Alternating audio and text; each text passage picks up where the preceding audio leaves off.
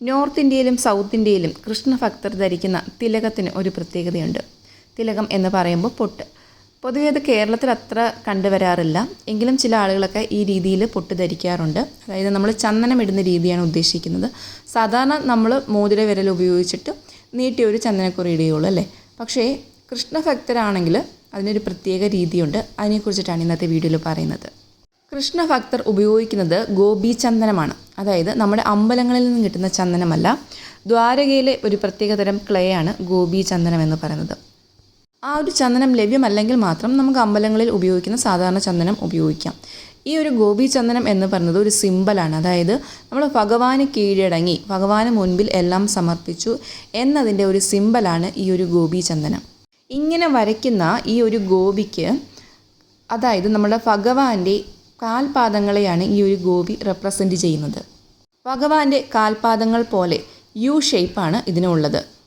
നടുക്കായിട്ട് ഒരു ഡോട്ട് അല്ലെങ്കിൽ ഒരു ലീഫ് ഷേപ്പ് ഉണ്ടാവും.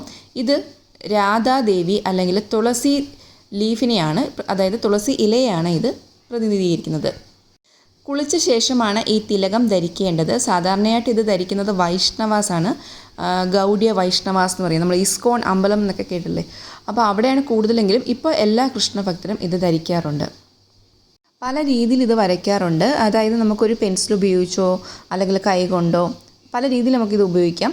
അപ്പോൾ ചെറിയ ഒരു ബഡ്സ് ഉപയോഗിച്ചിട്ട് നമുക്ക് വേണമെങ്കിൽ ചന്ദനം എടുത്തിട്ട് യു ഷേപ്പിൽ വരച്ചിട്ട് അറ്റത്തായിട്ട് ചെറിയൊരു നീട്ട് കൊടുക്കാം. അതിനുശേഷം നടുക്ക് സിന്ദൂരം കൊണ്ട് ഒരു നീട്ടിയ ഗോപി കൊടുക്കാം.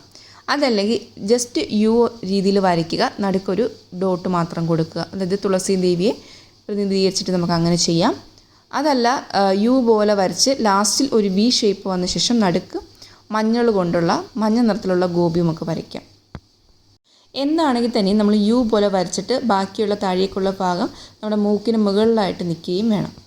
കുളിച്ച് ശുദ്ധിയായ ശേഷം രാവിലെയും വൈകുന്നേരവും കൃഷ്ണനാമം ജപിച്ചുകൊണ്ട് ഈ ഒരു ഗോപി ചന്ദനം അല്ലെങ്കിൽ സാധാരണ ചന്ദനമായാലും മതി, ഈ ഒരു ആകൃതിയിൽ വരയ്ക്കുകയാണെങ്കിൽ നമുക്ക് ഒരുപാട് ഗുണങ്ങൾ കിട്ടുന്നതാണ്. കാരണം കൃഷ്ണഭഗവാന് ഏറ്റവും ഇഷ്ടമുള്ള ഒരു തിലകമാണ് ഈ രീതി. സാധാരണ നമ്മുടെ കേരള ട്രഡീഷൻ നീട്ടി ഒരു ഹൊറിസോണ്ടൽ രീതിയിൽ വരയ്ക്കുന്നതാണ്. പക്ഷേ അങ്ങനെയല്ല, കൃഷ്ണഭക്തരാണെങ്കിൽ നിങ്ങൾ ഉറപ്പായിട്ടും ഈ രീതിയിൽ ഒന്ന് ട്രൈ ചെയ്ത് നോക്കുക.